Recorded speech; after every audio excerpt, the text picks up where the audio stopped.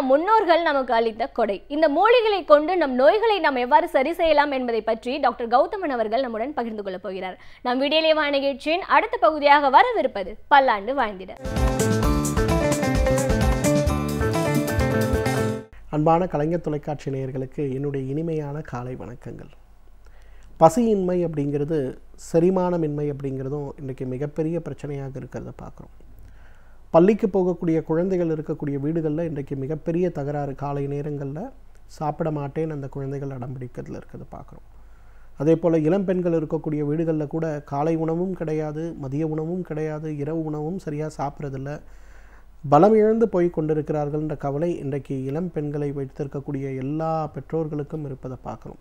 ஆண் குழந்தைகள் இன்னும் சொல்ல வேண்டியதே இல்லை, அதை விட ஒஸ்ட்டாக இருக்கிறத பார்க்குறோம். இப்போ இது சம்பந்தப்பட்ட பிரச்சனைகளை எவ்வாறு நீக்கிக் கொள்ள முடியும் அப்படின்னு வரும்போது, அதற்கு நமக்கு உதவி செய்கின்ற மிகப்பெரிய ஒரு சின்ன ஒரு வீட்டில் இருக்கக்கூடிய கை மருந்தை பற்றி தான் இன்றைக்கி சொல்லித்தரப்போகிறேன். 4 பொருட்கள் தான் தேவை. கடுக்காய் நம்ம வீட்டில் இருக்கக்கூடியது, ஓமம் நம்ம வீட்டில் இருக்கக்கூடியது, திப்பலி சூரணம் நம்ம வீட்டில் இருக்கக்கூடியது, இந்துப்பு. 4 பொருட்கள். கடுக்காய், ஓமம், திப்பலி, இந்துப்பு, 4 பொருட்கள். கடுக்காயுடைய சூரணம் ஒரு அரை சிட்டிகை எடுத்துங்க. அதாவது ஒரு 1 கிராம் கடுக்காயுடைய சூரணம் எடுத்துங்க. 1 கிராம் ஓமத்துடைய சூரணம், 1 கிராம் அளவுக்கு திப்பலியுடைய சூரணம். திப்பலி சூரணம் நம்ம வீட்டில் வச்சுக்கலாம், இல்லை நாட்டு மருந்து கடைகள்லேருந்து கூட வாங்கிக்கலாம். இந்துப்பு அதுவும் 1 கிராம் அளவுக்கு. இது எல்லாத்தையும் கலந்துட்டிங்கன்னா உங்களுக்கு 4 கிராம் கிடைக்கும். இந்த 4 கிராமை 2 வேளையாக பிரிச்சுருங்க. 2 கிராம் காலை உணவுக்கும் 2 கிராம் மாலை உணவுக்கும் பிரிச்சுட்டு, குழந்தைகள் பெரியவர்கள் யாருக்கெல்லாம் பசியின்மை இருக்கிறதோ ஒரு துளி நெய் சேர்த்து இதை சாப்பாடில் நல்ல சூடான சாதத்தை போட்டு பிசைந்து முதல் உணவாக இதை கொடுத்துருங்க. ஸோ இரவு அதே மாதிரி முதல் உணவாக இதை கொடுத்துருங்க. ஒரு 100 நாட்களுக்கு தொடர்ந்து இதை கொடுத்து வாருங்க.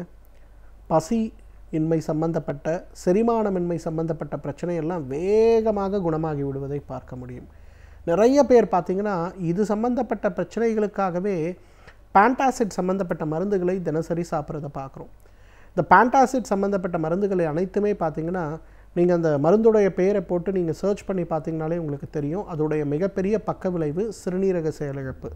இன்றைக்கு இந்தியாவில் இதை பற்றி பெரிய விழிப்புணர்வு கிடையாது. கேஸ்க்கு மாத்திரை சாப்பிட்றேன், ஜீரணம் ஆகாததுக்கு மாத்திரை சாப்பிட்றேன், அதை சாப்பிட்டா தான் எனக்கு பசிக்குது, இல்லைனா பசிக்க மாட்டேங்குது, அந்த மாதிரி மாத்திரையை சாப்பிட்டோம் வயிறு கெட்டு போச்சுன்னு மட்டும் இல்லை, நம்மளுடைய சிறுநீரகமும் கெட்டு போய்விடும். அப்போ இயற்கையாக எவ்வாறு அதை தடுக்க முடியும், எப்படி பசியின்மையை நீக்க முடியும், எப்படி வயிற்றில் இருக்கக்கூடிய வாயு தொந்தரவை தடுக்க முடியும்னா, வீட்டிலேயே இருக்கக்கூடிய 4 பொருட்கள் தான். இந்துப்பு 1 கிராம் அளவுக்கு எடுத்துங்க, திப்பலியுடைய சூரணம் 1 கிராம் அளவுக்கு, கடுக்காய் 1 கிராம் அளவுக்கு, ஓமம் 1 கிராம் அளவுக்கு, 4ஐயும் கலக்கிறோம். நல்லா அரைத்து சலித்து வைத்திருக்கக்கூடிய சூரணம் எல்லாமே 1 கிராம் எல்லாத்தையும் எடுத்து நன்றாக கலக்கிறோம். அதை 2ஆக பிரிச்சுக்கிறோம். காலையில் ஒரு முறை, இரவு ஒரு முறை உணவுடன் கலந்து அதை சாப்பிட்றோம். உடனே பசியின்மை சம்பந்தப்பட்ட, செரிமானமின்மை சம்பந்தப்பட்ட பிரச்சனைகள் குறைந்து விடுவதை பார்க்குறோம். ஏதோ வெளியூர் போகிறோம், வெளி உணவு சாப்பிட்றோம், இல்லை ஒரு திருவிழா திருமணத்துக்கு போகிறோம், உணவுகளை சாப்பிட்டு வீட்டுக்கு வந்தோடனே வயிறு அப்படியே வீங்கி பானை போல் ஆகிவிடுகிறது, கேஸ் ட்ரபிள் ஆகிடுச்சு, எனக்கு என்ன பண்ணுறதுனே தெரியல. நிறைய பெண்களுக்கு இந்த பிரச்சனை இருக்கிறத பார்க்குறோம். நிறைய பெண்கள் இந்த பிரச்சனைகளுக்காக அந்த காற்று அடைக்கப்பட்ட குளிர்பானங்களை அவங்க ஒரு உணவாகவே வீட்டுக்குள்ளே வச்சு சாப்பிட்றத பார்க்குறோம். ஆனால் அது எவ்வளவு பெரிய தவறு தெரியுமா? வயிற்றில் இருக்கக்கூடிய எல்லா திசுக்களையும், உடலுக்கு நல்லது செய்யக்கூடிய நுண்ணுயிர்களையும் அழிக்கக்கூடிய சக்தி இருக்கக்கூடிய ஒன்று. அந்த மாதிரி சாப்பிட்டோன்னா உடம்பு மிகப்பெரிய அளவில் பாதிக்கப்படும். அப்போ எப்படி அதை குறைத்து கொள்ள முடியும்னா, இந்த ஒரு ப்ரிப்பரேஷன் தான். 1 கிராம் அளவுக்கு இந்துப்பு, 1 கிராம் திப்பலி சூரணம், 1 கிராம் ஓமம், 1 கிராம் கடுக்காய், 4ஐயும் எடுங்க. 1 டம்ளர் வெந்நீர் அல்லது கொஞ்சம் மோரை சூடு பண்ணிவிட்டு 1 டம்ளர் மோர், இது எல்லாத்தையும் போட்டு கலந்துட்டு அந்த மோரை கொஞ்சம் குடிச்சிடுங்க.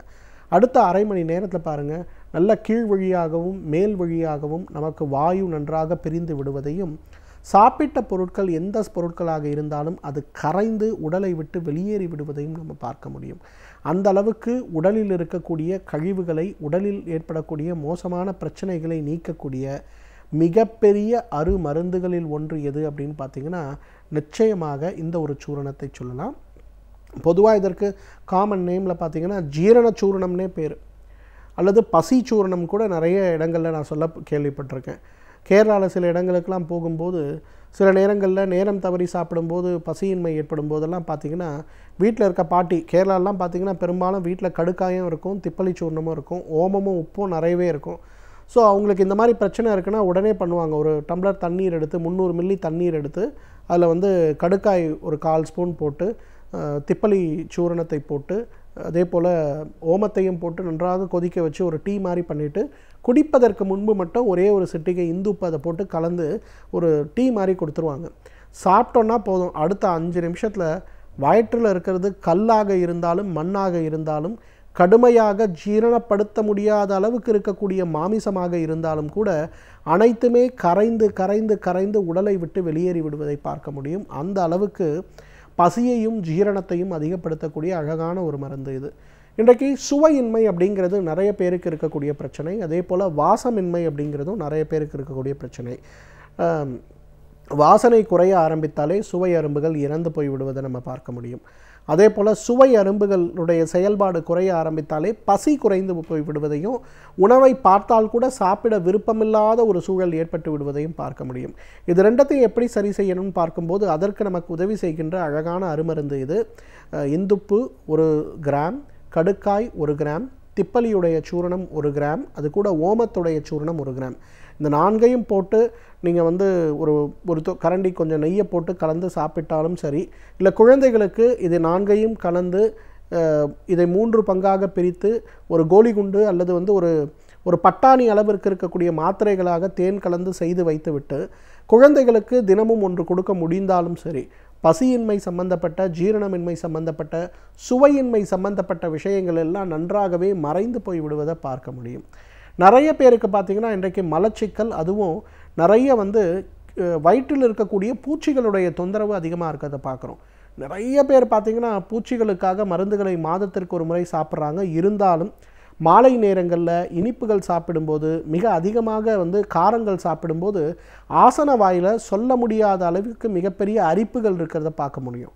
சில பேர்கள்லாம் அந்த அரிப்பை எடுத்து எடுத்து எடுத்து சில நேரங்களில் அவர்களுக்கு அந்த ஆனல் ஃபிஷர்னு சொல்லக்கூடிய ஆசனவாயே வெடித்து புண்ணாகி விடக்கூடிய ஒரு நிலைமை இருக்கும். உட்கார முடியாது, நிற்க முடியாது, நடக்க முடியாது, எது செய்தாலுமே மிகப்பெரிய பிரச்சனையாக இருக்கும்.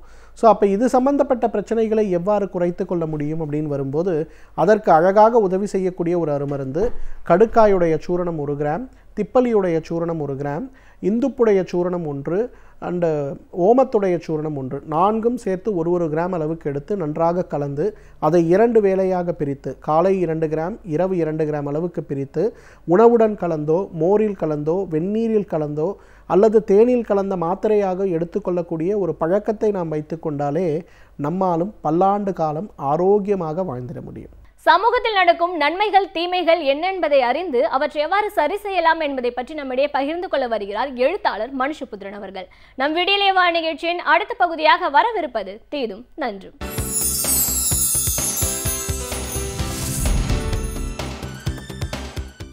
வணக்கம் நண்பர்களே, இன்னும் ஒரு இனிய காலை பொழுதில் தீதும் நன்றும் நிகழ்ச்சியில் உங்களை சந்திப்பதில் மிக்க மகிழ்ச்சி அடைகிறேன். பொதுவாக போராட்டங்களினுடைய நோக்கங்களைப் போலவே போராட்டங்களினுடைய வழிமுறைகளும் மிக மிக முக்கியமானவை. பொதுவாக ஆங்கிலத்தில் ஒரு பழமொழி உண்டு, எண்ட் ஜஸ்டிஃபைட் மீன்ஸ் என்று சொல்வார்கள். அதாவது முடிவு வழிமுறைகளை நியாயப்படுத்திவிடும். நாம் நம்முடைய ஒரு சிறந்த நோக்கங்களை அடைவதற்காக மோசமான வழிமுறைகளை கையாண்டால் கூட அது அந்த வெற்றியின் மூலமாக, அந்த பலனின் மூலமாக அந்த வழிமுறைகள் நியாயப்படுத்தப்பட்டுவிடும் என்பதுதான் அந்த வாக்கியத்தினுடைய அர்த்தம். ஆனால் அது உண்மைதானா என்று பார்த்தால் நிச்சயமாக இல்லை. ஒரு போராட்டத்தினுடைய வெற்றி என்பது இலக்கை அடைவது மட்டுமல்ல, அந்த இலக்கை நோக்கி செல்லுகிற பாதையும் தான்.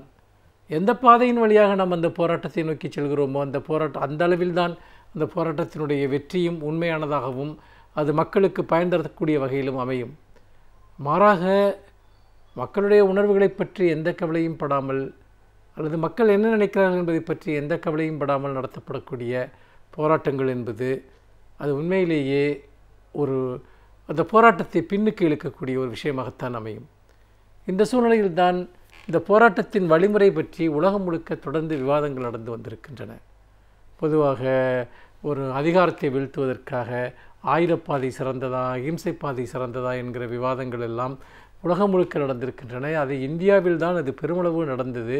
அண்ணல் காந்தியடிகள் போராட்ட வழிமுறைகளை பற்றி எண்ணற்ற கோட்பாடுகளை அவர் உருவாக்கியிருக்கிறார். அதே போல் அண்ணல் அம்பேத்கர் அவர்களிலிருந்து தொடங்கி பெரியார், அண்ணா, கலைஞர், அதே போல் இந்தியாவில் இருக்கக்கூடிய பல முக்கியமான சிந்தனையாளர்கள் எல்லாம் கூட தொடர்ந்து இந்த போராட்ட வழிமுறைகளை பற்றி பேசியிருக்கிறார்கள்.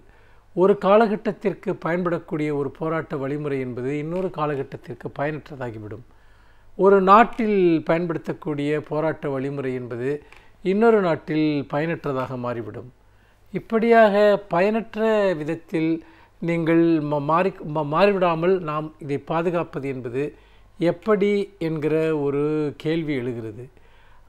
அதற்கு நாம் அடிப்படையாக பார்க்க வேண்டிய ஒரு விஷயம் என்பது, எந்த ஒரு போராட்டமுமே அதை போராடுகிற நபர் மட்டுமல்ல, அந்த போராட்டத்தில் எவர் ஒருவரும் இணைந்து கொள்ளத்தக்க வகையில் மற்றவர்களுடைய உணர்வுகளையோ கலாச்சார உணர்வுகளையோ அல்லது தனிப்பட்ட அந்தரங்க உணர்வுகளையோ அது கொச்சைப்படுத்துவதாக, அவமதிப்பதாக அல்லது அசூசை அடைய வைக்கக்கூடியதாக இந்த போராட்ட வழிமுறைகள் இருக்கக்கூடாது என்பதுதான் அதனுடைய அர்த்தம். அப்படி பார்க்கிற போது நாம் எந்த போராட்டத்தை நடத்தினாலும் அது ஜனநாயகத்தினுடைய வழிமுறைகளுக்கு உட்பட்டதாக இருக்க வேண்டும், பண்பாட்டு நெறிமுறைகளுக்கு உட்பட்டதாக இருக்க வேண்டும் என்பதுதான் அடிப்படையிலான ஒரு விஷயம். மாறாக நாம் எந்த மக்களுக்காக போராடுகிறோமோ அந்த மக்களையே கொச்சைப்படுத்தக்கூடிய வகையில் நடத்துகிற போராட்டங்கள் என்பது அது எந்த விதத்திலுமே அந்த மக்களினுடைய ஆதரவை அது திரட்டாது என்பது மட்டுமல்ல, அந்த போராட்டத்தினுடைய நோக்கங்களையே பலவீனமடைய செய்துவிடும், அந்த போராடுகிறவர்களை கோமாளிகளாக மாற்றிவிடும் என்பதுதான் நம் யதார்த்தத்தில் பார்க்கக்கூடிய ஒன்றாக இருக்கிறது. அதனால்தான் நாம் ஒரு போராட்டத்தில் தற்கொலை போராட்டங்கள் போன்றவற்றை நாம் ஏற்பது கிடையாது. ஒரு மனிதர் தன்னைத்தானே அழித்துக் கொள்வதன் மூலமாக பெறக்கூடிய வெற்றி என்பது, விடுதலை என்பது, அது விடுதலையே அல்ல என்பதுதான் அடிப்படையான ஒரு கருதுகோள். அதனால்தான் தற்கொலை போராட்டங்களோ அல்லது தன்னைத்தானே எரித்துக் கொள்வது, காயப்படுத்திக் கொள்வது போன்ற விஷயங்கள் எல்லாம் கூட ஒரு போராட்ட வழிமுறைகளிலிருந்து விலக்கப்பட வேண்டியவை. அதை அறவழி போராட்டம் அல்ல என்கிற கருதுகோள் இன்றைக்கு வலுப்பெற்று வருகிறது. இந்த சூழ்நிலையில்தான் சமீபத்தில் டெல்லியில் நடந்த விவசாயிகள் போராட்டத்தில் தமிழ்நாட்டிலிருந்து சென்ற ஒரு சிறு குழுவினர் அவர்கள் அந்த நிர்வாண போராட்டத்தில் ஈடுபட்டது என்பது ஒரு மிகப்பெரிய அளவிற்கு அதிர்ச்சியை ஏற்படுத்தியது. டெல்லியில் நடந்த இந்த மிகப்பெரிய விவசாயிகள் போராட்டத்தில் நாடு முழுக்க இருந்து 207 விவசாய அமைப்புகள் கலந்து கொண்டன. அப்படி கலந்து கொண்ட அமைப்புகளில் ஒருவர் மட்டும் அப்படி நிர்வாணமாக ஆடைகளை கலர்த்தி எறிந்துவிட்டு நிர்வாணமாக ஓடியது என்பது அனைவரையும் அதிர்ச்சிக்கு உள்ளாக்கியது. அந்த போராட்டத்தை, அந்த விவசாயிகளுடைய போராட்டத்தை முழுக்க ஆதரித்து வரும், அது இன்னும் சொல்லப்போனால் விவசாயிகளுக்கு ஆதரவாக எண்ணற்ற போராட்டங்களை தமிழகத்தில் நடத்தி கொண்டிருக்கும் திராவிட முன்னேற்றக் கழகத்தினுடைய தலைவர் அவர்கள் இந்த நிர்வாண போராட்டம் ஏற்புடையதல்ல என்று சுட்டிக்காட்டியிருக்கிறார். இது எந்த மக்களுக்காக போராடுகிறோமோ அந்த மக்களையே முகம் சுளிக்க செய்யும் என்று அவர் சொல்லியிருக்கிறார். அவருடைய கருத்து என்பது மிக ஆழமாக பரிசீலிக்கப்பட வேண்டியது. இதை பற்றி ஊடகங்களெல்லாம் கூட பல விவாதங்கள் நடந்தன. ஏனென்றால் நீங்கள் இதை மேற்கு நாடுகளில் கூட ஒரு அதிர்ச்சி மதிப்பிற்காக, அதிர்ச்சியூட்டுவதற்காக சிலர் அப்படி செய்வார்கள். உதாரணமாக நிறைய நிறவெறி கொள்கையை எதிர்த்து பெண்களில் யாராவது ஒருவர் ஸ்டேடியத்தில் மேலாடையை இன்றி ஓடுவது போன்ற காட்சிகள் எல்லாம் கூட நடந்திருக்கின்றன. இது ஒரு அதிர்ச்சி மதிப்பிற்காக செய்யப்படக்கூடிய ஒன்று. அது கூட விமர்சனத்திற்குரியதாகத்தான் பார்க்கப்படுகிறது. நீங்கள் மணிப்பூரில் கூட சிறப்பு ஆயுதப்படை சட்டத்தை விலக்கிக் கொள்ள வேண்டும் என்று பெண்கள் நிர்வாணமாக போராடிய ஒரு சம்பவம் கூட நடந்திருக்கிறது. ஆனால் அதெல்லாம் அபூர்வமாக தற்செயலாக ஒரு எந்த விதமான ஒரு கருத்து வெளிப்பாட்டிற்கும் ஒரு இடமில்லாத ஒரு சூழலில் நடக்கக்கூடிய ஒரு விஷயம். இதையே ஒரு போராட்ட வழிமுறையாக ஏற்றுக்கொள்ள ஆரம்பித்தால் நிச்சயமாக அது ஒரு பண்பாடற்ற ஒரு செயலாக போய் முடியும். அன்றைக்கு பாருங்கள், விவசாயிகள் எத்தனை கோரிக்கைகளை வைத்து போராடினார்கள். எவ்வளவு பெரிய ஒரு போராட்ட அலை என்பது அங்கு உருவாக்கப்பட்டது என்பதை நாம் சிந்தித்து பார்க்க வேண்டும். ஆனால் அதை பற்றி இங்கே இருக்கக்கூடிய ஊடகங்கள் பேசுவதற்கு பதிலாக இந்த நிர்வாண போராட்டத்தை பற்றி பேசக்கூடிய ஒரு நிலை உருவாக்கப்பட்டது என்று சொன்னால் அது உண்மையிலேயே அந்த போராட்டத்தினுடைய நோக்கங்களுக்கு பயனளிக்கக்கூடிய ஒன்றாக இருந்ததா, திசை திருப்பக்கூடிய ஒன்றாக இருந்ததா என்பதை நாம் பார்க்க வேண்டும். எல்லோரும் இணைந்து போராடுகிற போது எல்லோருக்கும் பொதுவான போராட்ட வழிமுறைகளைத்தான் ஒருவர் பின்பற்ற வேண்டுமே தவிர தனக்கென ஒரு தனி கவனத்தை உருவாக்கக்கூடிய வகையில் செய்வது என்பது அது எல்லா விதத்திலுமே அந்த போராட்டத்திற்கு நியாயம் செய்வது ஆகாது. இந்தியாவில் விவசாயிகளுடைய நிலை என்பது அளப்பெரியது, அளப்பெரிய துயரங்களை கொண்டது, அது மிக கடுமையான அவலங்களை கொண்டது. அப்படி பார்க்கிற போது இன்றைக்கு விவசாயிகளுடைய இந்த அவலத்தை நாம் பேசுவதற்கு மக்களை மேலும் மேலும் ஒருங்கிணைக்கக்கூடிய வகையிலான போராட்டங்கள் நமக்கு தேவை. அப்படி பார்க்கிற போது மக்கள் ஒன்று திரண்டு நிற்கக்கூடிய போராட்டங்கள், மாறாக இது போன்ற போராட்டங்கள் மக்களை அந்த போராட்டக்காரர்களிடமிருந்து விலகச் செய்துவிடும். பொது மனசாட்சியை தட்டி எழுப்புவதற்காக ஒருவர் நிர்வாண போராட்டத்தில் ஈடுபடுகிறார் என்று சொன்னால் விவசாயிகள் பிரச்சனையை ஒவ்வொரு இந்தியனும் நன்றாக அறிவான், ஒவ்வொரு இந்திய குடிமகனும் அறிவான். அப்படி இருக்கிற போது எவ்வளவோ நாட்கள் பசியும் பட்டினியுமாக டெல்லி தெருக்களில் தமிழக விவசாயிகள் போராடிய போது கூட இந்திய பிரதமர் அவர்களை சந்திப்பதற்கு மனமிறங்கவில்லை. அப்படிப்பட்ட ஒரு சூழ்நிலையில் இந்த நிர்வாண போராட்டம் மட்டும் அவர்களை அசைத்து விடுமா என்ன? ஆனால் மக்களிடம் அது உறுத்தலை ஏற்படுத்துகிறது. அந்த வகையில் தான் நாம் போராடுவது என்பது எவ்வளவு முக்கியமோ அவ்வளவு முக்கியம் எப்படி போராடுகிறோம் என்பது. இதை பண்பாட்டுணர்வுடன் போராடுகிறவர்கள் முடிவு செய்ய வேண்டும். ஒரு போராட்ட வழிமுறையை மக்கள் எப்படி பார்ப்பார்கள் என்பதை அவர்களுடைய கலாச்சார உணர்வு, பண்பாட்டு உணர்வுகளிலிருந்து புரிந்து கொண்டு அந்த போராட்ட வழிமுறைகளை தேர்ந்தெடுக்க வேண்டும். அதிர்ச்சி மதிப்பிற்காக மட்டும் நடத்தப்படுகிற போராட்டங்கள் என்பது அது முழுமையான வெற்றி பெறாது என்பதை இந்த இடத்தில் அழுத்தம் திருத்தமாக பதிவு செய்ய விரும்புகிறேன். மீண்டும் இன்னும் ஒரு புதிய சிந்தனையோடு உங்களை சந்திக்கிறேன். நன்றி, வணக்கம்.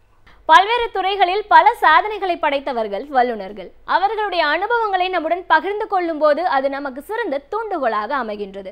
அந்த வகையில் இன்றைய சிறப்பு விருந்தினர் யார் என்பதை பற்றியும் அவர்கள் என்ன செய்திகளை நம்முடன் பகிர்ந்து கொள்ளப் போகிறார்கள் என்பதையும் பார்க்கலாம். நாம் விடியலை வா நிகழ்ச்சியின் அடுத்த பகுதியாக வரவிருப்பது சிறப்பு விருந்தினர் பகுதி.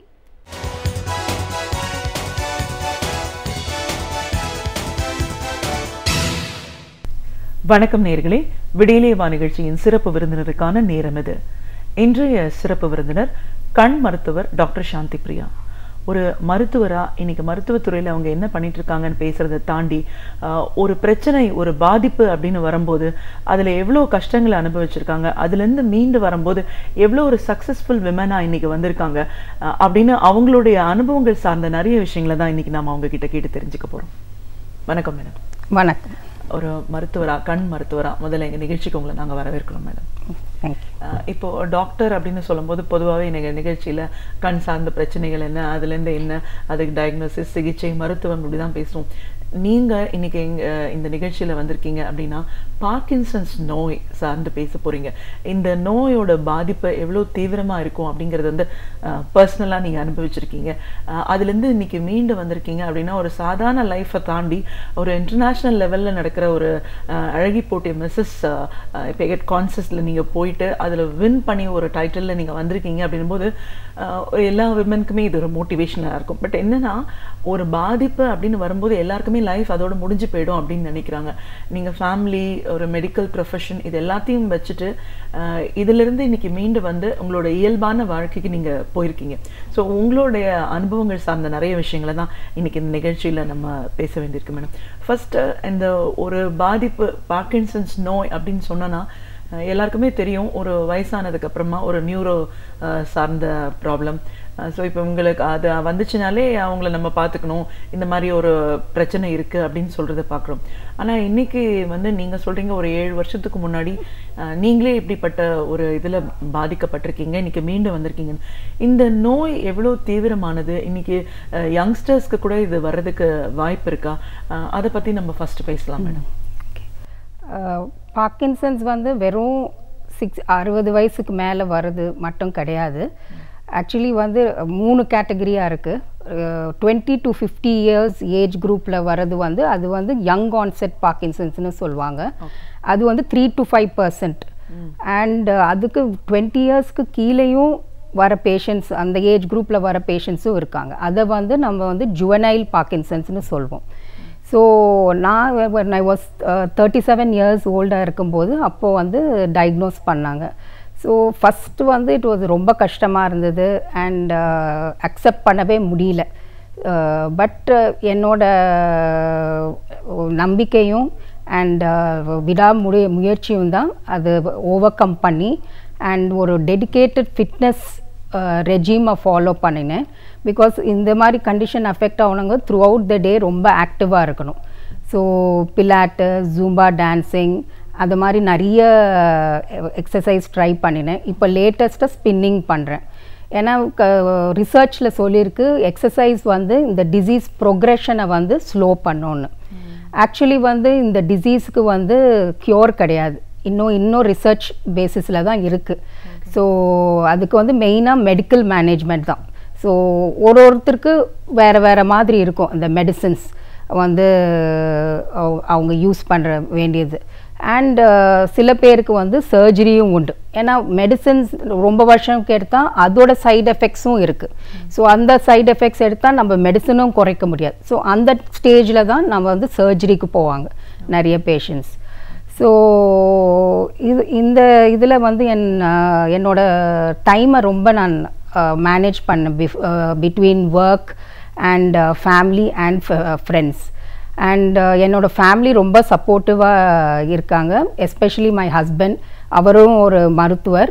அண்ட் எல்லா முயற்சியிலும் அவர் ரொம்ப ஊக்க வைப்பார். அண்ட் என்னோடய ஃப்ரெண்ட்ஸும் ரொம்ப பலமாக என்னோட தூண்களாக இருந்திருக்காங்க. ஸோ பிகாஸ் ஆஃப் இதெல்லாம் சேர்த்து பார்க்கும்போது நான் வந்து ஏதோ ஒரு குறைபாடு இருக்கிறவங்கள மாதிரியே நான் உணர்ந்ததே இல்லை ஆக்சுவலி. இப்போ இந்த அந்த மொமெண்ட் எப்படி இருந்துச்சு, என்ன மாதிரியான ஒரு சிம்டம்ஸ் இருந்துச்சு, நீங்கள் டயக்னோஸ் எப்படி இதை பண்ணீங்க? ஏன்னா ஒரு லெவலில் சர்ஜரி அப்படின்லாம் சொல்கிறீங்க, நீங்கள் விகரஸ் எக்ஸசைஸில் இப்போ ஓரளவுக்கு ரெக்கவர் பண்ணியிருக்கீங்க. ஸோ அந்த அந்த அறிகுறிகள் அந்த டைம் பற்றி சொல்லுங்கள். ஆக்சுவலி சிம்டம்ஸ் வந்து நடுக்கம் இருக்கும், அண்ட் மசில் ஸ்டிஃப்னஸ் இருக்கும், அண்ட் ஸ்லோனஸ் ஆஃப் மூமெண்ட். இதுதான் மெயின் வந்து இது மோட்டார் சிம்டம்ஸ்னு சொல்லுவாங்க. பட் இது வந்து எல்லாருக்கும் இருக்கணும்னு இல்லை. சில பேருக்கு வெறும் நடுக்கம் இருக்கும், சில பேருக்கு வெறும் ஸ்டிஃப்னஸ், சில பேருக்கு எல்லாமே இருக்கும். ப்ளஸ் இதுக்கு தாண்டி வந்து அதர் சிம்டம்ஸும் இருக்குது. மெயின் வந்து தூக்கம் இல்லாதது. ஸோ ரொம்ப கஷ்டப்படுவாங்க தூக்கம். சில பேர் வந்து டிப்ரெஷனில் போயிடுவாங்க. அண்ட் ஸோ அந்த மாதிரி சிம்டம்ஸும் நிறையா இருக்குது. அண்ட் லேட்டஸ்ட் ஸ்டேஜஸ் லிட்டில் கொஞ்சம் இந்த காக்னேட்டிவ் சிம்டம்ஸ்னு சொல்லுவாங்க. ஸோ நம்ம லேர்னிங் அதெல்லாமே கொஞ்சம் டிஃபிகல்ட்டி, ஸ்பீச் எஃபெக்ட் ஆகலாம். So it depends, varies from person to person. So வந்து ஒரு பர்சனுக்கு எல்லாம் இருக்கும்னு சொல்ல முடியாது. ஸோ அந்த டிகிரி அண்ட் இது வந்து ஒரு progressive disorder. So it will keep progressing தான்.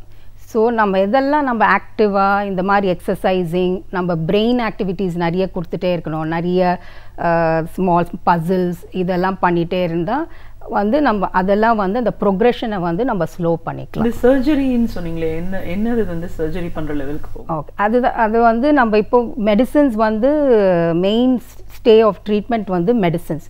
ஸோ அந்த மெடிசின்ஸோட சைடு எஃபெக்ட்ஸ் வரும். ஸோ அந்த சைடு எஃபெக்ட்ஸை வந்து இப்போ நம்ம மெடிசன் கொடுக்க முடியாத டைம் ப்ளஸ் அந்த சைடு எஃபெக்ட்ஸை கம்பேட் பண்ணும்போது அந்த வந்து ஒரு டீப் பிரெயின் ஸ்டிமுலேஷன்னு ஒரு சர்ஜரி. அது வந்து ஆக்சுவலி பிரெயினில் வந்து எலக்ட்ரோட்ஸ் பண்ணி அந்த பிரெயினை ஸ்டிமுலேட் பண்ணுறது. ஸோ இன்ஸ்டெட் ஆஃப் மெடிசின்ஸ் அது ஸ்டிமுலேட் பண்ணால் நம்ம மெடிசின்ஸை குறைச்சிடலாம். பட் யூஸ்வலாக வந்து அந்த பேஷண்ட்ஸை சூஸ் பண்ணுறது வந்து ரொம்ப க்ரூஷியல். அதுதான் பிகாஸ் ரொம்ப லேட்டஸ்ட் ஸ்டேஜஸில் ஒர்க் ஆகாது. ஸோ வந்து இந்த ப்ராப்பர் இது டிபெண்ட் அப்பான் யுவர் டாக்டர் தான். அவங்க வந்து கரெக்டாக கண்டுபிடிச்சி எந்த பேஷண்ட் வந்து சூட்டபுளோ அவங்களுக்கு வந்து அது வெரி சக்ஸஸ்ஃபுல். ஆனால் ஓகே, ஸோ இப்போ இது எல்லாமே வந்து இந்த காக்னிட்டிவ் சார்ந்ததுன்னு சொல்கிறீங்க. ஆமாம், பிரெயினில் இருக்கிற சில விஷயங்கள் மாடிஃபை ஆகும்போது தான் இப்படிப்பட்ட இதெல்லாம் அப்நார்மலிட்டிஸ் நம்ம ஃபீல் பண்ணுறோம் அப்படின்ட்டு. ஸோ இப்போது அந்த ஸ்டிமுலேட் பண்ணோம் அப்படின்னா ஒரு யங் ஏஜ்லலாம் வரும்போது நம்மளுக்கு டக்குன்னு அதை நோட்டீஸ் பண்ண தோணாதுல, ஏதோ திடீர்னு நம்மளுக்கு இப்படி இருக்குது அப்படின்னு நினச்சா அதை இக்னோர் பண்ணுறதுக்கும் வாய்ப்பு இருக்குது, இல்லை சொல்லாமல் கூட இருக்கலாம். ஸோ அந்த மாதிரி டைம் வரும்போது இது எவ்வளோ தூரம் அக்ரெசிவாக ப்ரோக்ரெஸ் ஆகும்? அக்ரெசிவ் ப்ரோக்ரெஷனோட ஆக்சுவலி வந்து நான் வந்து மருத்துவராக இருந்தனால சீக்கிரமாக நான் டயக்னோஸ் பண்ண முடிஞ்சது ஆக்சுவலி. பட் இல்லைன்னா சில பேருக்கு வந்து ரொம்ப டைம் எடுக்கும் ஆக்சுவலி. அந்த இது கஷ்டம்தான். பட் நேச்சுரலி ஏதாவது ஒரு இப்போ நம்ம ஸ்லோனஸ் ஆஃப் மூமெண்ட் ஏதாவது இருந்துச்சுன்னா நேச்சுரலாக ஒரு டாக்டர்கிட்ட போவோம். பட் மேபி நிறைய டாக்டர்கிட்ட போயிட்டு அதுக்கப்புறம் தான் கரெக்ட் டாக்டருக்கு போவோம். ஸோ பட் வந்து ப்ரோக்ரெஷனும் it varies from person to person. யூஸ்வலாக அந்த யங் ஆன்செட் பார்க்கின்சன்ஸ் கொஞ்சம் ஸ்லோவர் ப்ரோக்ரெஷன் தான். ஓகே, அது ஸோ இப்போ உங்களுக்கு அந்த ப்ராப்ளம் இருக்குது அப்படின்னு தெரிஞ்சதுக்கப்புறமா இதுலேருந்து நம்ம மீண்டு வரணும் அப்படின்னும் போது உங்களுக்கு தெரிஞ்சிருக்கு நீங்கள் ஒரு மருத்துவர் அப்படிங்கிறதுனால இதுக்கு ரெமெடி கிடையாது, இன்னும் ரிசர்ச் தான் போயிட்டுருக்கு, இன்னும் அந்த ஸ்டேஜில் நம்ம ஸ்டாப் பண்ணலாம் அப்படிங்கிற லெவல் தான் இருக்குது அப்படின்னும் போது பெரிய சைக்கலாஜிக்கல் ப்ராப்ளமுக்கும் இது கொண்டு போயிருக்கோம் இல்லைங்களா? ஸோ அந்த பீரியட் ஆஃப் அந்த அதை எப்படி கடந்து வந்தீங்க? இவ்வளோ காலகட்டம் நம்ம இதை பண்ணால் இது இப்படி வருவோம் அப்படின்லாம் அப்போ தோணுச்சா? எந்த அளவுக்கு மீண்டு வருவோம்னு ஒரு நம்பிக்கை இருந்துச்சு?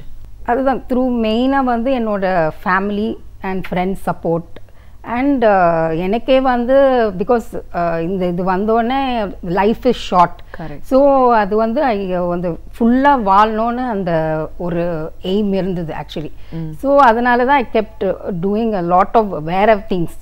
ஏன்னா வெறும் மருத்துவம் மட்டும் இல்லாமல் ஸோ அந்த லைஃப்பில் என்னென்ன பண்ண முடியுமோ எல்லாமே ஒரு சேலஞ்சஸ், நிறைய சேலஞ்சஸ் எடுத்துக்கிட்டு ஸோ அந்த மாதிரி ஈச் டைம் ஒரு சேலஞ்சை ஃபேஸ் பண்ணி I've come up. என்ன மாதிரி இருந்தது அந்த டைம் சேலஞ்சஸ் ஃபேஸ் பண்ணது? இப்போ லேட்டஸ்ட்டாக வந்து செப்டம்பரில் இந்த இன்டர்நேஷ்னல் பேஜெண்ட். ஸோ அதுவே ஒரு சேலஞ்சு தான். ஏன்னா நான் வந்து ஒரு மருத்துவர், எனக்கு இது வந்து கம்ஃபர்ட் ஜோனே கிடையாது. ஸோ இது வந்து ஒரு சேலஞ்சை தான் நான் எடுத்துகிட்டு ஸோ வந்து நிறைய ஹார்ட் ஒர்க், டெடிக்கேஷன், ஈவன் அந்த வாக், எவ்ரிதிங் எல்லாமே. இன்னும் டீட்டெயிலாக சொல்லுங்கள். இப்போ என்ன இந்த மாதிரி ஒரு இன்டர்நேஷ்னல் கான்டெஸ்ட் இருக்குன்னு உங்களுக்கு எப்படி தெரிய வந்தது? இதில் நம்ம பார்ட்டிசிபேட் பண்ணுறது ஒரு சேலஞ்சுன்னு எடுத்துக்கிட்டிங்கனாலும் அதை எப்படி அக்செப்ட் பண்ணிக்கிட்டாங்க? அவங்களோட நீட் என்னவா இருந்தது? அதுக்காக நீங்கள் எவ்வளோ ஹார்ட் ஒர்க் பண்ண வேண்டியிருந்தது? இந்த செப்டம்பர் மாதத்தில் ஒரு Mrs and Miss Internationals pageant, அது ஒரு இன்டர்நேஷ்னல் பியூட்டி பேஜெண்ட்டு சிங்கப்பூரில் நடக்கிறது. அது வந்து அதுக்கு பார்ட்டிசிபேட் பண்ண வாய்ப்பு கிடைச்சிது. ஸோ ஃபஸ்ட்டு வந்து ரொம்ப கன்ஃபியூஸ் ஸ்டேட்டாக தான் இருந்தது. ஆக்சுவலி என்னோட ட்ரெயினர் இந்த ஸ்பின்னிங் அவங்க தான் வந்து ஒரு ட்ரை பண்ண எனக்கு ஒரு வாய்ப்பு கொடுத்தாங்க. ஸோ ஃபஸ்ட்டு வந்து சென்னையில் ஆடிஷன்ஸ் நடந்தது. ஸோ அதில் வந்து செலக்ட் ஆனேன் அண்ட் செலக்ட் ஆகிட்டு தென் வந்து அது வந்து அக்டோபர் மந்தில் அந்த சிங்கப்பூரில் அது நடந்தது. ஸோ அந்த பிட்வீன் அந்த செப்டம்பர் அண்ட் அக்டோபர் அந்த 1 month வந்து நிறைய ஹோம்ஒர்க், நிறைய ஹார்ட் ஒர்க் பண்ண வேண்டியிருந்தது. பிகாஸ் இது வந்து என்னோட கம்ஃபர்ட் ஜோனே இல்லை அண்ட் இந்த மாதிரி எனக்கு விஷயம் வந்து பழக்கமானதும் இல்லை. ஸோ இந்த இதுக்கு வந்து நிறைய என்னோட க்ரூம் பண்ண வேண்டியது இருந்தது. ஃபஸ்ட்டு என்னோடய ஃபிட்னஸ் ரெஜிமே மாறினது. ஸோ நிறைய ஜஸ்ட் வேறு எக்ஸசைசஸ் எல்லாம் நான் பண்ண வேண்டியிருந்தது. ஸோ அதெல்லாமே கொஞ்சம் கஷ்டமாக தான் இருந்தது. பிகாஸ் எனக்கு வந்து ஐம் ஆன் மெடிக்கேஷன். ஸோ அந்த டைமில் வந்து நல்லாயிருக்கும், பட் அந்த மெடிக்கேஷன் வேர் ஆஃப் பண்ணுற டைமில் ரொம்ப கஷ்டப்பட்டேன் ஆக்சுவலி. ஸோ அதெல்லாம் நிறைய ஹார்ட் ஒர்க் பண்ணியிருக்கேன் அண்ட் வந்து என்னோடய டயட்டும் மாறிடுச்சு. ஸோ அந்த டயட்டே வந்து நான் ரொம்ப பிகாஸ் என்னோடய மெடிசன் அஃபெக்ட் ஆகாத டயட். ஏன்னா சில ஃபுட்ஸ் வந்து இந்த மெடிசனோட ஆக்ஷனையும் கம்மி பண்ணும். ஸோ அது இல்லாமல் ஸோ அந்த மாதிரி ஃபுட்ஸை வந்து மெயினாக சாப்பிட்டு அந்த food timing, medicine timing and இது ப்ரிப்ரேஷன் டைமிங் எல்லாமே வந்து நிறைய வந்து நான் ஒரு மாடிஃபை பண்ணி ஸோ அது அந்த 1 month ரொம்ப ஆக்சுவலி கஷ்டப்பட்டிருக்கேன் நான். அண்ட் இதில் வந்து நிறைய ரவுண்ட்ஸ் இருக்குது. ஸோ ஒவ்வொரு ரவுண்டுக்கும் நிறைய ப்ரிப்பேர் பண்ண வேண்டியது. ஆக்சுவலி ஒரு டேலண்ட் ரவுண்ட் இருந்தது. அதில் வந்து நான் வந்து actually I depicted domestic violence against women ஒரு கண்டெம்பரரி டான்ஸ் மூலியமாக. ஸோ அந்த டான்ஸ் வந்து எனக்கு அந்த பேலன்ஸ் அது பண்ணுறதுக்கே ரொம்ப ஆக்சுவலி கஷ்டமாக இருந்தது. பட் இதெல்லாமே பை ஹார்ட் ஒர்க். ஸோ அதனால தான் I was able to do that, அந்த டான்ஸ் வந்து பெர்ஃபார்ம் பண்ண முடிஞ்சது. ஸோ அந்த மாதிரி நிறைய கஷ்டப்பட்டிருக்கேன். அண்ட் வந்து இந்த ரேம்ப் வாக்கிங் அதுவே எனக்கு ரொம்ப புதுசு அண்ட் ரொம்ப ஹீல்ஸ் போடணும். ஸோ எங்கள் மாதிரி கண்டிஷனில் இருக்க அவங்களுக்கு அந்த பேலன்ஸ் எல்லாமே ஒரு ப்ராப்ளம். ஸோ அதெல்லாமே ஒரு லாட் ஆஃப் ஹார்ட் ஒர்க் எல்லாம் பண்ணி தான் என்னை வந்து அந்த பேஜெண்ட்டுக்கு ப்ரிப்பேர் பண்ணேன் நான். ஸோ அக்டோபரில் வந்து ஒரு 4-day ஈவெண்ட்டாக இது நடந்தது. அண்ட் எவ்ரிடே வந்து நிறைய சுற்றுக்கள் இருந்தது. ஸோ அந்த ஃபஸ்ட்டு அந்த அந்த ஈவெண்ட்ஸ் ஃபஸ்ட்டு 2-3 ஈவெண்ட்ஸுக்கு ஆக்சுவலி மேக்கப் ஹேர் எல்லாமே நாங்கள் தான் பண்ண வேண்டியது வந்தது. ஸோ அதெல்லாமே கூட நான் ரொம்ப கஷ்டப்பட்டு கற்றுக்கிட்டேன். ஏன்னா அங்கே ஹெல்ப்புக்கு யாருமே இல்லை. ஸோ அது நம்ம பண்ணணும். ஸோ சில டைம் வந்து ட்ரக்ஸ் வந்து ஒர்க் ஆகிறதுக்கு ரொம்ப லேட் ஆகும். ஸோ அந்த டைமில் வந்து ஸ்டிஃப்னஸ் ஜாஸ்தி ஆகும். அண்ட் அவங்க டைம்குள்ளே நம்ம ரெடி ஆகணும். ஸோ அதெல்லாமே வந்து it was very difficult. But எனக்கு வந்து மேனேஜ் பண்ண முடிஞ்சுது. அண்ட் அங்கே வந்து ஒரு 22 பார்ட்டிசிபெண்ட்ஸ் இருந்தாங்க. அதில் வந்து 11 வந்து மிஸ் பார்ட்டிசிபெண்ட்ஸ் அண்ட் மீதி பார்ட்டிசிபெண்ட்ஸ் எல்லாருமே மிஸ்ஸஸ் பார்ட்டிசிபெண்ட்ஸ் தான். பட் மோஸ்ட் ஆஃப் தெம் வந்து அங்கே வந்தவங்க வந்து எல்லாருமே வந்து தேர் ஆல் ப்ரீவியஸ்லி வந்து நிறைய பேஜன்ஸ் அந்த மாதிரி ஃபேஷன் இண்டஸ்ட்ரியில் இருந்தவங்க தான். நான் மட்டும்தான் ஒரு ஃபஸ்ட் டைமர். ஸோ அவங்களோட கம்பீட் பண்ணுறது எல்லாமே வந்து இட் வாஸ் வெரி சேலஞ்சிங் எல்லாமே. ஸோ இந்த பேஜன் மூலியமே டிஃப்ரெண்ட் சேலஞ்சஸை நான் ஃபேஸ் பண்ணியிருக்கேன் அந்த இதில். அண்ட் வந்து அந்த லாஸ்ட் கிராண்ட் ஃபினாலேயில் வந்து வி ஹேட் ஆக்சுவலி 3 ரவுண்ட் இருந்தது. ஒன்று வந்து இன்ட்ரடக்ஷன் ரவுண்ட். அண்ட் அதில் வந்து நான் நேஷ்னல் காஸ்டியூமில் வந்து எவ்ரிபடி கேவ் நிறைய ரிவ்யூஸ். ஏன்னா ரொம்ப நல்லா இருந்ததுன்னு சொன்னாங்க. அண்ட் வந்து இந்த கொஸ்டின் அண்ட் ஆன்சர் ரவுண்ட் எல்லாமே வந்து ஆல்மோஸ்ட் அவங்களுக்கு எல்லாருக்கும் இதுவாக நான் கம்பீட் பண்ணேன். அண்ட் இந்த பேஜெண்ட்டில் வந்து ஒரு டைட்டில் ஐ ஒன். அது வந்து most empowered woman of 2018-19. So actually இந்த டைட்டில் வந்து it's very close to my heart. ஏன்னா ஒரு உமன் எம்பவர்மெண்ட்டுக்கு வந்த டைட்டில் வந்து எனக்கு அது ரொம்ப சந்தோஷம் கொடுத்தது. இப்போ இந்த சேலஞ்சஸ் அப்படின்னு வரும்போது ஒவ்வொரு ஸ்டேஜஸ்லேயும் அதை க்ராஸ் பண்ணி வர வேண்டிய ஒரு சூழ்நிலை இருந்திருக்கு. அதை தாண்டி இப்போது நீங்கள் வந்து இதை நான் பண்ணுவேன் அப்படின்னு ஒரு பெரிய ஈவெண்ட்டுக்கு போயிட்டு அதை சக்ஸஸ்ஃபுல்லாக ஒரு டைட்டிலோடு வந்திருக்கீங்க. ஸோ இப்போ இன்றைக்கி நம்ம ஒரு ரெக்கவர் ஆகிட்டோம். இனிமேல் மெடிசின்ஸில் தான் நம்ம இருக்க போகிறோம். லைஃப் லாங் இதை நம்ம கண்டினியூ பண்ணோம் அப்படின்னு வரும்போது பேக் டு நார்மல் லைஃப் உங்களால் எல்லா இடத்துலையும் அதே மாதிரி இயல்பான வாழ்க்கைக்கு எவ்வளோ தூரம் போக முடியுது? 100% போக முடியாது. பிகாஸ் லைஃப் வந்து கண்டிப்பாக ஒரு நார்மல் பர்சன் அளவுக்கு இருக்காது. பட் த்ரூ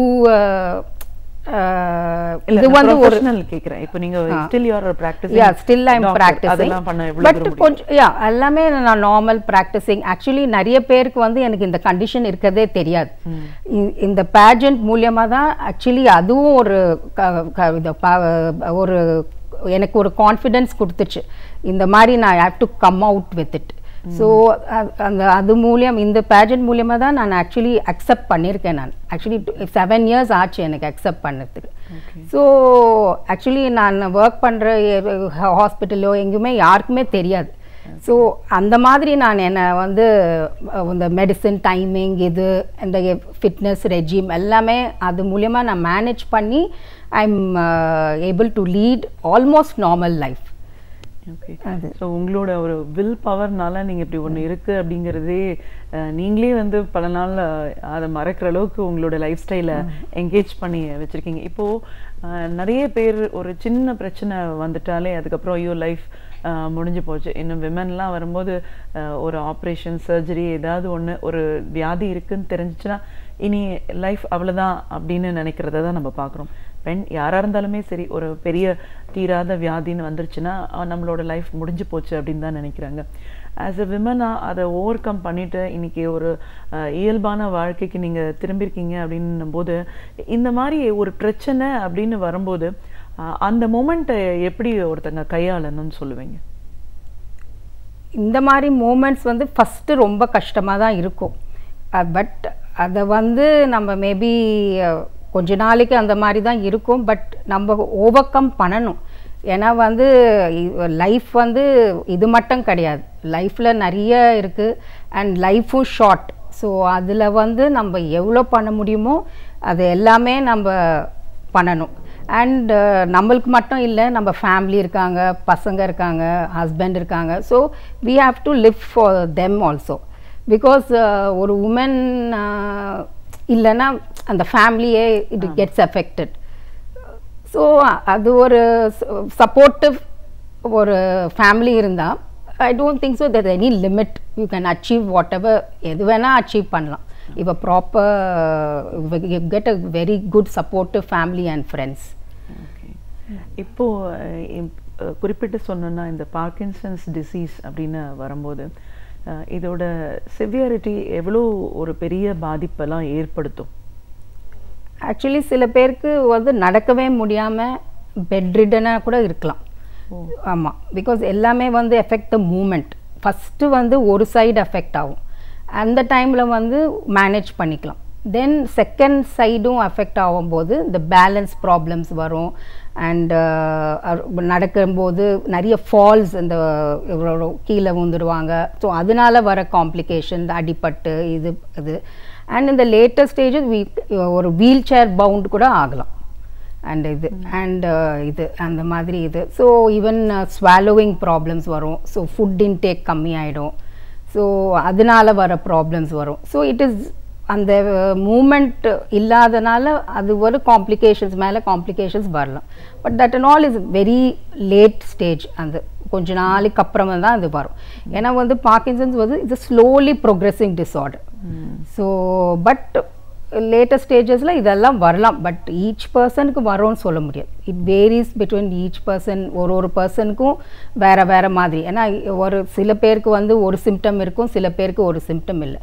ஸோ மெயின் வந்து நம்ம ஆக்டிவாக இருக்கணும். அது நம்ம day to day everything active, not only physically and mentally. ரெண்டுமே நம்ம எப்பவுமே ஆக்டிவாக வச்சுக்கணும். ஸோ தட் அது ரொம்ப ஸ்லோவாக தான் அது ப்ரோக்ரஸ் ஆகும். ஓகே. ஸோ இப்போது இன்றைக்கி ஒரு பிரச்சனை பாதிப்பு இருக்கிற ஒரு பெண்களுக்கு ஒரு ஆலோசனை வழங்கணும் அப்படின்னா நீங்கள் என்ன மாதிரியான விஷயங்கள் எல்லாம் இன்றைக்கி அடிப்படை தேவைன்னு சொல்லுவீங்க? மெயின் வந்து ஃபஸ்ட்டு நம்ம மேலே வந்து ஒரு நம்பிக்கை வச்சுக்கணும். தட் எனிதிங் நம்ம வந்து சாதிக்கலாம்னு.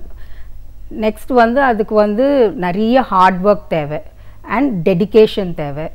அண்ட் தேர்ட் வந்து ஒரு சப்போர்ட்டிவ் ஃபேமிலி அண்ட் ஃப்ரெண்ட்ஸ் இருக்கணும். அண்ட் அது இருந்தாலே நம்ம எனிதிங் நம்ம என்ன நினச்சாலும் அதை வந்து நம்ம அச்சீவ் பண்ணலான்னு எனக்கு தோணுது. சில பேருக்கு வந்து ஃபேமிலி சப்போர்ட் இருக்காது. ஸோ அவங்களுக்கு இந்த மாதிரி பாதித்தவங்களுக்கு கண்டிப்பாக இந்த சப்போர்ட் தேவை. ஸோ அது அவங்க வந்து ஒரு அந்த பாதித்தவங்கள வந்து ரொம்ப கேர்ஃபுல்லாக பார்த்துக்கணும். ஏன்னா அவங்களுக்கு சப்போர்ட் கொடுக்கலன்னா they will go into some mental problems also, some cognitive functions, ஒரு டிப்ரெஷன், அப்பத்தி, அந்த மாதிரி கண்டிஷன்ஸில் போகிற அளவுக்கு தள்ளி போயிடுவாங்க. ஸோ அதனால் வந்து கண்டிப்பாக வந்து எல்லோரும் வந்து இந்த மாதிரி யாராவது பாதித்து இருந்தாங்கன்னா கண்டிப்பாக அவங்க ஃபேமிலியில் இருக்க எல்லா மெம்பர்ஸும் கண்டிப்பாக அவங்களுக்கு வந்து ரொம்ப சப்போர்ட் கொடுக்கணும். அண்ட் என்னோட மோட்டோ வந்து never give up. And life வந்து ரொம்ப ஷார்ட், அதனால் நம்ம லைஃப்பை ஃபுல்லாக லிவ் பண்ணணும். அண்ட் வந்து ஒரு ஒரு சந்தோஷம் வந்து வெறும் வெற்றி, பணம், புகழ் கிடையாது. ஒரு நன்றி உணர்ச்சி அண்ட் மற்றவர்களுக்கு ஏதாவது ஒரு உதவி செய்வது அண்ட் சக மனிதர்கள் முகத்தில் ஒரு புன்னகையும் வரவழைக்கிறது, இதெல்லாமே வந்து ரொம்ப real happiness in life. So அது வச்சு தான் நான் வந்து I am living my life to the fullest now. And so எல்லாரும் வந்து இந்த மாதிரி பாதித்தவங்க ஆர் எவ்ரிபடி எல்லாருமே வந்து இந்த மோட்டோவை வந்து கடைப்பிடிக்கணும்னு என்னோட ஆசை. ஸோ ஒவ்வொரு நாளும் என்னை வந்து பெட்டராக்கி இந்த சமுதாயத்தையும் நான் பெட்டர் ஆக்குவேன்னு என்னோட மெயின் எய்ம். அது ஃப்யூச்சரில் நீங்கள் என்ன பண்ணலாம்? ஒரு மருத்துவராக இருக்கீங்க, இப்போ ஒரு சோஷியல் ரெஸ்பான்சிபிலிட்டி இருக்குது, ஒரு பெரிய ஈவெண்ட்டில் போய் ப்ரூவன் அப்படின்னு வரும்போது இன்றைக்கி இந்த இந்த மாதிரியான ஒரு இது பாதிப்புகளை நீங்கள் பார்க்கும்போது என்னெல்லாம் எதிர்காலத்தில் பண்ணலாம்னு நீங்கள் பிளான் பண்ணியிருக்கீங்க?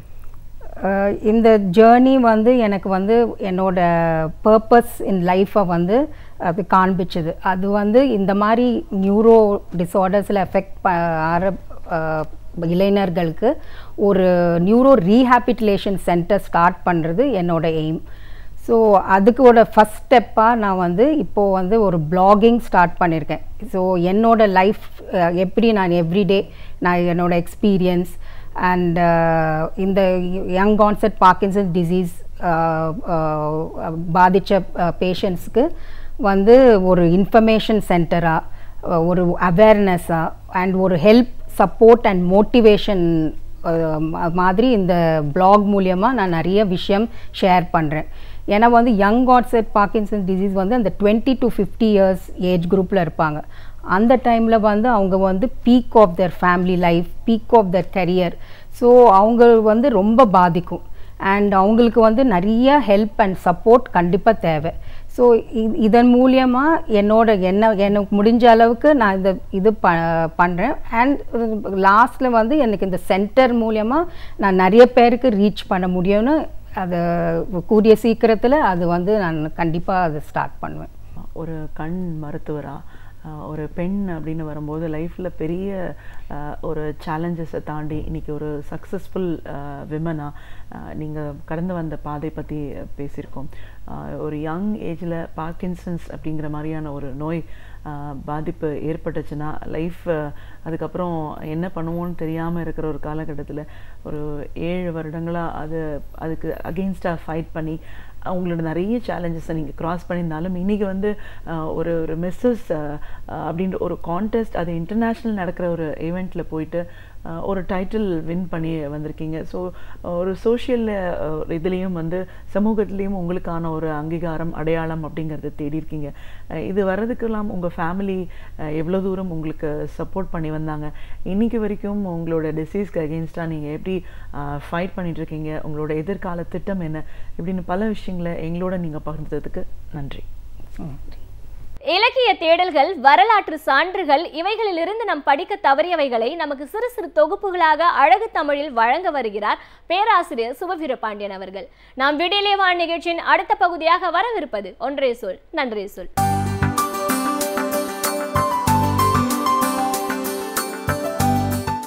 அனைவருக்கும் என் அன்பு வணக்கம். தமிழின் சிறந்த சிறுகதை ஆசிரியர்களில் ஒருவரான அகிலன் கண்ணன் சாலை என்று ஒரு சிறுகதையை எழுதியிருக்கிறார். மிக அண்மையில் அது தீராநதி என்னும் மாத இதழில் வெளியாகி இருக்கிறது. சாலை என்று சொன்னவுடனேயே நமக்கு கொஞ்சம் கதை புரிந்து விடுகிறது. ஏனென்றால் இன்றைக்கு தமிழ்நாடு முழுவதும் 8 வழிச்சாலை, 10 வழிச்சாலை, பசுமை சாலை என்கிற அந்த பிரச்சனைகள் எல்லாம் நடந்து கொண்டிருக்கின்றன. எனவே இந்த கதை அது பற்றியதாக இருக்குமோ என்று கருதி படிக்க தொடங்கினால் அது பற்றியது தான். அந்த கதையினுடைய தொடக்கமே குமாரசாமி செய்தித்தாளை படிக்கிற போது ஒரு கையில் அந்த தேநீர் குவடையும் இன்னொரு கையில் செய்தித்தாளுமாக அவர் அமர்ந்தார். தேநீரினுடைய சுவை செய்தித்தாளில் இல்லை. அதை படிக்க படிக்க அவருக்கு கோபமும் ஆத்திரவுமாக வந்தது என்று தொடங்குகிறது.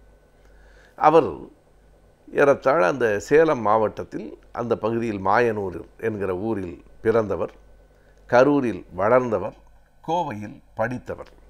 அவர் முழுக்க பொறியியல் கல்வியை படித்து அதற்கு பிறகு தனியார் நிறுவனத்தில் வேலை பார்த்து அங்கிருந்து அரசு வேலைக்கு மாறியவர்.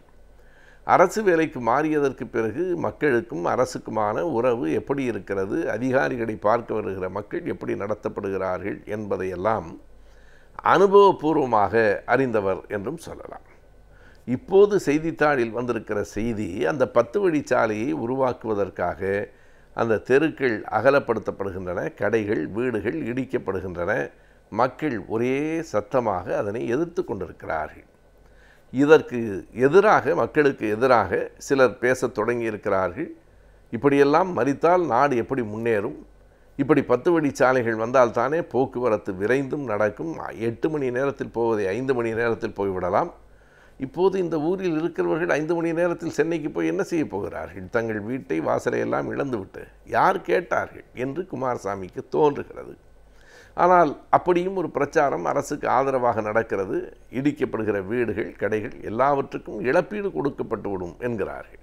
நாம் நன்றாக அறிவோம், ஒரு இழப்பீடு என்பது எந்த அளவுக்கு கொடுக்கப்படும் என்பதை எல்லோருக்குமே நாம் தெரிந்து வைத்திருக்கிறோம். ஆகையினாலே மக்கள் அதனை எதிர்க்கிறார்கள். சில இடங்களில் கெஞ்சி கொண்டிருக்கிறார்கள், சில இடங்களில் கடுமையாக எதிர்க்கிறார்கள். ஆனால் எது குறித்தும் கவலை இல்லாமல் அரசு அதிகாரிகள் அந்த சாலையை அகலப்படுத்துவதும் அதற்கான இயந்திரங்களை கொண்டு வருவதுமாக இருக்கிறார்கள். இந்த நேரத்திலே தான் அந்த செய்தித்தாளில் வந்திருக்கிறது. அதனை மிகுந்த கோபத்தோடு குமாரசாமி படித்து கொண்டிருக்கிறார். படிக்கும்போதே அவர் அரசு அலுவலகத்தில் இருந்த நேரத்தில் மக்கள் வந்து எப்படியெல்லாம் கெஞ்சினார்கள், அரசு எப்படி பதில் சொல்லிற்று என்பதை அவர் எண்ணி பார்க்கிறார். பல ஊர்களில், சின்னஞ்சிறு கிராமங்களில் சாலைகளே இல்லை. இங்கே சாலைகள் வேண்டாம் என்று மக்கள் சொல்கிறார்கள், போட்டே தீருவோம் என்கிறது அரசு. ஆனால் பல சிற்றூர்களில் சாலைகள் இல்லை. ஒரு கிராமத்து மக்கள் அதிகாரிகளிடம் வந்து கெஞ்சுகிறார்கள், எங்கள் ஊரிலிருந்து பக்கத்து ஊருக்கு படிப்பதற்கு எங்கள் பிள்ளைகள் போக வேண்டியிருக்கிறது. இடையில் ஒரு ஆறு போகிறது. மழை காலத்தில் கழுத்தள அளவுக்கு நனைந்து கொண்டு போய் எப்படி பிள்ளைகள் படிப்பார்கள்? இன்னமும் சொன்னால் சில வேளைகளில் திடீரென்று ஆற்றில் வெள்ளம் வந்து விடுகிறது. அச்சமாக இருக்கிறது. பள்ளிக்கூடத்திற்கே போக முடியவில்லை. ஒரு சின்ன பாலம் போட்டு கொடுக்க முடியாதா என்று கேட்கிற அந்த மக்களினுடைய அந்த கோரிக்கை கவனிக்கப்படாமலேயே போகிறது. குமாரசாமி தனக்கு மூத்த அதிகாரியிடம் கேட்கிறார். இந்த மக்கள் கேட்பது நியாயமாகத்தானே இருக்கிறது. அதிகாரி சொல்கிறார், குமாரசாமி, அந்த நியாயம் அநியாயமெல்லாம் நாம் தீர்மானிக்க முடியாது. அவர்கள் கேட்டால் மனுவை அனுப்பி வைப்பது, அரசாங்கத்திடமிருந்து பதில் வந்தால் போடலாம். இதற்கெல்லாம் நாம் முன்னுரிமை எடுத்து செய்ய முடியாது. நமக்கு அதிகாரம் எவ்வளவு இருக்கிறதென்றால் அப்படி போட்டு கொடுங்கள் பாலத்தை என்று ஆணை வந்தால் செய்யலாம், அவ்வளவுதான். அது வரைக்கும் நாம் அது பற்றி கவலைப்பட முடியாது, கவலைப்பட்டும் பயனில்லை என்று மூத்த அதிகாரி சொல்கிறார். இதுதான் நிலை. இந்த ஒரு பாலம் ஒரு சிற்றூருக்கு என்பது ஒரு எடுத்துக்காட்டுக்குத்தானே தவிர பல ஊர்களில் சாலைகளே இல்லை. மாட்டு வண்டிகள் போவதற்கு கூட போதுமான சாலைகள் இல்லை. மக்கள் கெஞ்சுகிறார்கள், கேட்கிறார்கள், எங்களுக்கு இந்த சாலைகளை போட்டுக் கொடுங்கள் என்று கேட்கிறார்கள். அரசு காதிலேயே வாங்கி கொள்ளவில்லை. ஆனால் மக்களே கேட்கவில்லை. ஆனால் 10 வழி சாலையை நாங்கள் அமைத்தே தீர்வோம் என்று இன்னொரு பக்கத்திலே பிடிவாதம் பிடிக்கிறார்கள். குமாரசாமிக்கு இந்த முரண் ஒரு மிகப்பெரிய கோபத்தை உருவாக்குகிறது. இந்த நேரத்திலே தான் அவர் சொந்த வாழ்வில் நடந்த இன்னொரு நிகழ்ச்சியும் அவர் நினைவுக்கு வந்து அவரை வேதனைப்படுத்துகிறது. அவருடைய மனைவி ரங்கநாயகி, அவரும் வேலை பார்த்து கொண்டிருந்தவர் தான். அவருக்கு ஒரு ஆசை, கோவைக்கு அருகில் தாமிரபரணி ஆறு ஓடுகிற அந்த ஆற்றின் பக்கத்தில் ஒரு சின்ன இடம் ஒன்று வாங்கி போட்டுக்கொண்டு 2 பேரும் நிம்மதியாக அங்கே இருந்து விடலாம் என்று அவர் ஆசைப்பட்டார். பார்க்கலாம் என்று குமாரசாமியும் சொன்னார். 2 பேரும் மகிழ்ச்சியான தம்பதிகளாகத்தான் இருந்தார்கள். ஒரு நாள் எங்கோ போய்விட்டு வண்டியில் ஸ்கூட்டரில் வருகிற போது அந்த அம்மா பின்னால் ஏறி அமர்ந்திருந்தார். வருகிற நேரத்தில் திடீரென்று ஒரு பள்ளத்தில் அந்த ஸ்கூட்டர் விழுந்து எழுந்தது, தூக்கி எறிந்தது. பின்னால் உட்கார்ந்திருந்த அவருடைய மனைவி ரங்கநாயகி எங்கோ போய் விழுந்தார். இவர்களுடைய அந்த வண்டி ஒரு அப்பளம் போல நொறுங்கியும் போயிற்று. ஓடி வந்து தன் மனைவியை பார்த்தார், தூக்கினார். மூச்சு காற்று கூட இருப்பதாக தெரியவில்லை. மிகவும் முயற்சி செய்து எப்படியாவது காப்பாற்றி விட வேண்டும், மருத்துவமனை கொண்டு போக வேண்டும் என்று நினைத்தார். ஆனால் ரங்கநாயகி இறந்து போய்விட்டார். எதனால்? ஒழுங்கற்ற சாலைகளால். குண்டும் குழியுமாக இருக்கிற சாலைகளில் வண்டிகள் போகிற போது அங்கே இப்படிப்பட்ட விபத்துகள் நேருகின்றன. இது கதையில் சொல்லப்பட்டிருக்கிற இந்த ஒரு நிகழ்ச்சியை பல முறை நாம் செய்தித்தாள்களில் படித்திருக்கிறோம். நாம் நன்றாக அறிவோம். புகழ்பெற்றவர்களின் இல்லங்களில் கூட அப்படியெல்லாம் செய்திகள் வெளிவந்திருக்கின்றன. அப்படி சாலையில் போகிற போது ஒரு குண்டும் குழியுமாக இருந்த இடத்தில் வண்டி விழுந்து எழும்போது அடிபட்டு கீழே விழுந்து பக்கத்தில் இருந்த கல்லில் அடிபட்டு அந்த இடத்திலேயே உயிர் போய்விட்டது என்று படிக்கிறோம். எனவே சாலைகள் சரியாக இல்லாத காரணத்தால் தன் மனைவியை இழந்தவர் குமாரசாமி இப்போது எண்ணி பார்க்கிறார். மனைவியை இழந்தோம், சாலை சரியில்லை என்பதால். மக்கள் கெஞ்சுகிறார்கள், பள்ளிக்கூடத்துக்கு போவதற்கு ஒரு பாலம் வேண்டும் என்று. இவற்றையெல்லாம் கவனிக்காத அரசாங்கம் மக்கள் வேண்டாம் என்று சொல்லுகிற இந்த 10 வழி சாலையை போடுவதில் மட்டும் இவ்வளவு கவனமாக இருக்கிறது. யார் பேசுவதையும் காதில் கேட்டுக்கொள்ள மறுக்கிறது. கடைகளும் வீடுகளும் அகற்றப்படுகின்றன. இந்த கொடுமையை எங்கே போய் சொல்லுவது என்கிற கவலையோடு அவர் நிமிர்ந்து பார்க்கிறார். அந்த அதிகாலையிலேயே அந்த சூரியன் சுட்டெரிக்கும் சூரியனாய் இருக்கிறான் என்று அந்த கதை முடிகிறது. ஒரு நாட்டினுடைய நிலை எப்படி இருக்கிறது என்பதை இந்த சிறுகதை எடுத்து காட்டுகிறது. இது வெறும் சாலைக்கு மட்டுமல்ல, பல செய்திகளுக்கு பொருந்தும். நாம் தமிழ்நாட்டை பொறுத்தளவுக்கு காவிரி வேண்டும் என்கிறோம், தர மறுக்கிறார்கள். நீட் வேண்டாம் என்கிறோம், தந்தே தீர்வோம் என்கிறார்கள். இப்படி மக்கள் கேட்பதை மறுத்தும் மக்கள் வேண்டாததை கொடுத்துமாக இந்த அரசுகள் யாருக்கு நன்மை செய்கின்றன என்கிற ஒரு கேள்வியை இந்த சிறுகதை படித்து முடிக்கும்போது நமக்குள் எழுப்புகிறது. கற்ற கல்விக்கு ஏற்ற வேலை வாய்ப்புகளை அமைத்துக் கொள்வது என்பது மிகவும் கடினமான ஒன்றாகின்றது. எனவே கற்ற கல்விக்கு ஏற்ப வேலை வாய்ப்புகள் எவை என்பதை பற்றியும் வேலை வாய்ப்புகளுக்கு ஏற்ற கல்வி முறைகள் எவை என்பதை பற்றியும் பார்க்கலாம். நம் விடியலை வா நிகழ்ச்சியின் அடுத்து வரவிருப்பது ஆலோசனை நேரம்.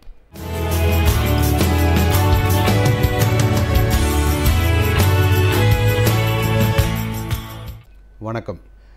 இன்றைக்கி ஆலோசனை நேரத்தில் வந்து அந்த வெற்றி அடைவதற்கான இந்த 5D ஃபார் சக்ஸஸ் அப்படிங்கிறதுல 4வது D பற்றி பார்க்க போகிறோம். கடந்த 3 வாரங்களாக நம்ம வந்து அந்த 5Dயில் 3D பற்றி பார்த்துருக்கோம். அந்த முதல் D வந்து ட்ரீம் அ பிக் ட்ரீம், கனவு காணுங்கள், மிகப்பெரிய கனவு காணுங்கள். Dreaming is more powerful then knowledge R skill, imagination is more powerful then knowledge R skill. So அந்த ஒரு இதுடன் 2வது D வந்து பர்னிங் டிசையர், உறங்க விடாமல் செய்கின்ற உங்கள் கனவு உங்கள் உறங்க விடாமல் செய்கின்ற பொழுது அதுக்கு பேர் வந்து பர்னிங் டிசையர். அந்த நம்ம நினைத்த கனவை அடைய வேண்டும் அப்படிங்கிற ஒரு அதீத ஆர்வம், ஒரு உங்களை வந்து தூங்க விடாமல் செய்கிறது, நான் இதை பண்ணி ஆகணும் அப்படிங்கிற ஒரு வெறி, அதுதான் வந்து இந்த 2வது D. அந்த 3வது D வந்து decide the course of action or a detailed planning, project planning. என்னோடய கனவை நான் அடைய வேணும் அப்படின்னா அது வந்து ஒரு ப்ராஜெக்ட் அப்படின்னு நம்ம எடுத்துக்கிட்டு அதற்கான டைம், எவ்வளோ டைம் இதுக்கு வேணும், என்னென்ன மாதிரி ரிசோர்ஸஸ் வேணும், என்றைக்கு ஸ்டார்டிங் பாயிண்ட், என்றைக்கு எண்டிங் பாயிண்ட், எப்போ வந்து நம்ம அதை பண்ண போகிறோம் அப்படிங்கிறது 3வது D. A dream without a deadline is just a wish.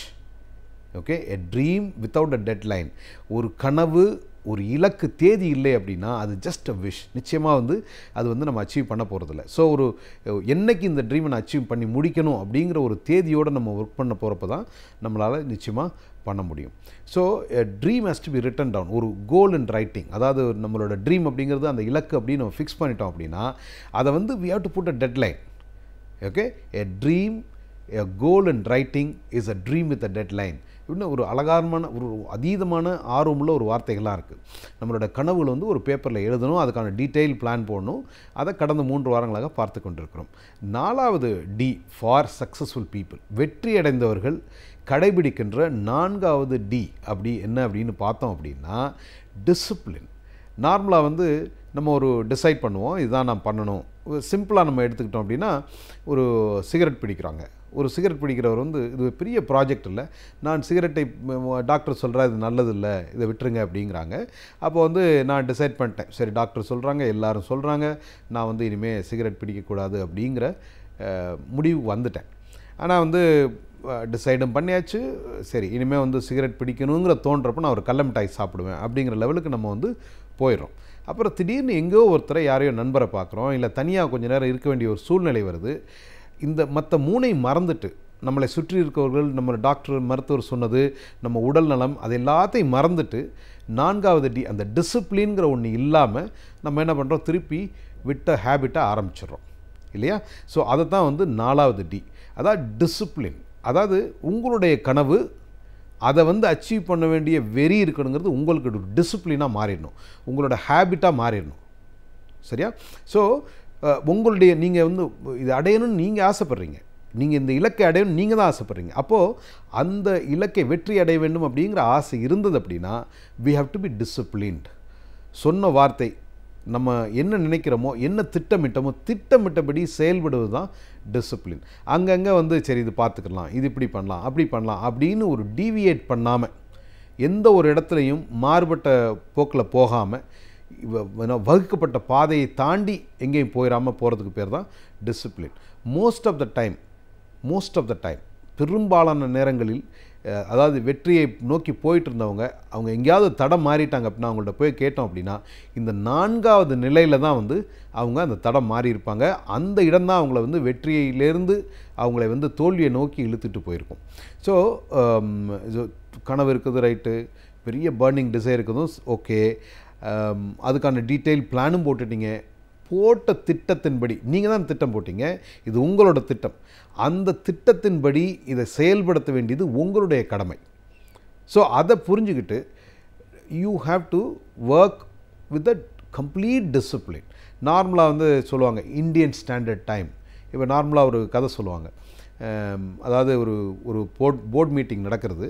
அந்த போர்ட் மீட்டிங்கில் பல நாட்டு ஆட்களும் இருக்கிறாங்க. வெளிநாட்டில் ஒரு அமெரிக்கா நாட்டில் ஒரு போர்ட் மீட்டிங் நடக்கிறது. அந்த போர்ட் மீட்டிங்கில் எல்லா நாட்டுக்காரர்களும் அங்கே இருக்காங்க. அந்த ப்ராஜெக்ட் மேனேஜர் வந்து நாளைக்கு எல்லாரும் 4:30 மணிக்கு இங்கே சந்திக்கணும் அப்படின்னு சொல்லிவிட்டு அதில் ஒரு இந்தியன் இருக்கார், என் போல் ஒரு இந்தியன் இருக்கார்.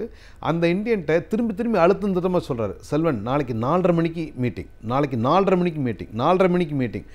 ஏன் அப்படின்னா நார்மலாக வந்து இந்தியன் ஸ்டாண்டர்ட் டைம் 4:30 மணி அப்படின்னா நம்ம 5 மணிக்கு வருவோம் அப்படிங்கிறது உலகம் பூரா அவங்களுக்கு தெரிஞ்சிருக்கு.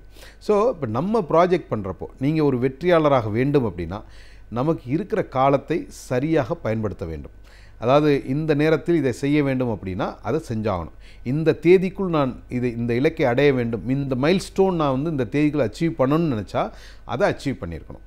நான் இந்த ஸ்கில் கற்றுக்கணும்னு நினச்சா அதை கற்றுக்கிட்டு இருக்கணும். ஸோ நம்ம வந்து டிசிப்ளினோடு இருக்கிறப்போ நிச்சயமாக வந்து வெற்றியை நோக்கி செல்வதற்கான வாய்ப்புகள் வந்து நிச்சயமாக மிக பிரகாசமாயிரும். இப்போ வந்து உங்களுடைய ட்ரீம் நல்லதாக இருந்து, நேர்மறையானதாக இருந்து, உங்களுக்கு ஒரு அதீத ஆர்வம் இருந்து, நீங்கள் மற்றவர்களோட அட்வைஸோட ஃபீட்பேக்கோட ஒரு ஃபோக்கஸ்டாக you prepare a project plan, அதை சரியான முறையில் டிசிப்ளினாக எக்ஸிக்யூட் பண்ணுறப்போ உங்களுடைய வெற்றி 100% ஆகிவிடுகிறது. நிச்சயமாக நீங்கள் வந்து இந்த இலக்கை நீங்கள் நினைத்த இலக்கை அடைவதற்கான வாய்ப்புகள் மிக மிக அதிகமாகிறது. ஸோ ரொம்ப சிம்பிளாக போயிடுதில்ல.